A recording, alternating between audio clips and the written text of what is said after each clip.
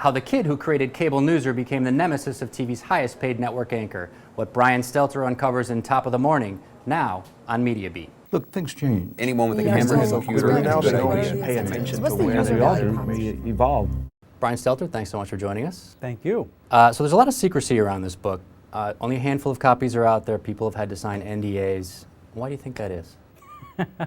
The publisher likes scarcity, I suppose. They like to hold it back. We decided to embargo it because there was so much that we thought that hadn't been reported before about, in particular, about the drama around Ann Curry's departure from the Today Show last year. Because there was so much coverage of the day that she signed off.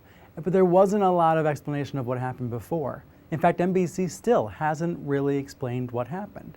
And people were very shy about telling me what happened on the record as well.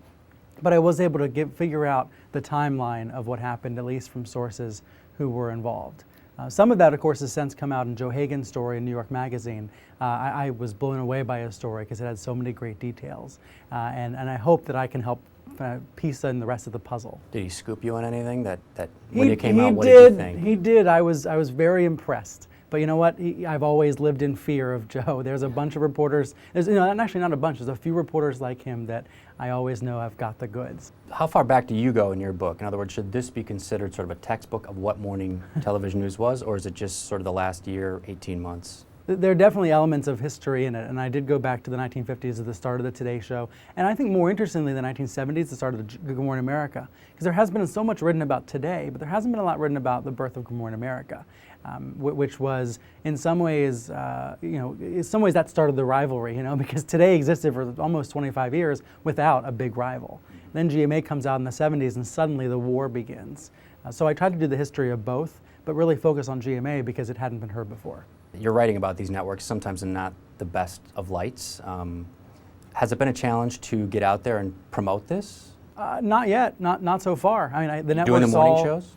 I hope so. I hope I can go on all the morning shows. I mean, we'll see what news dictates.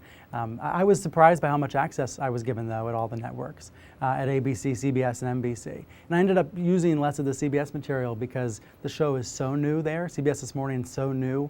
And although it's doing relatively well by CBS standards, it was kind of almost too soon to judge. It was kind of too soon to tell how it's going to do, at least in 2012. I do mention at the end of the book it's doing better in 2013. But at NBC and ABC, I was able to be in the control rooms of both shows and on the sets and interview pretty much all the anchors. Matt Lauer and Ann Curry declined to be interviewed after Ann was ousted, but thankfully they were at least willing to talk to me informally before then. So I felt like I was able to get everybody's point of view. So I'm told by someone who read the book that Matt Lauer does not come out in the best of lights. You said you were able to talk to him in the early part of the process.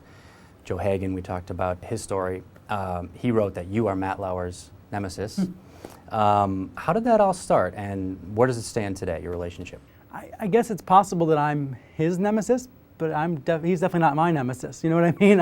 I've grown up watching Matt Lauer. I've always been a fan of Matt Lauer, and I was really surprised to read that word in Joe's story because I've never heard it. I don't know. I actually think when you look at the book, he comes across not as a villain at all, as someone who is doing his day job and doing it really well, but stuck in a terrible situation. Because after all, he predicted that Ann's departure was going to hurt him, and yet it still happened. The executives still did it. And sure enough, he was hurt. Sure enough, he was wounded. Are you concerned at all about the access you're going to get after the book comes out with either these individual anchors at the networks or the executives or the networks themselves?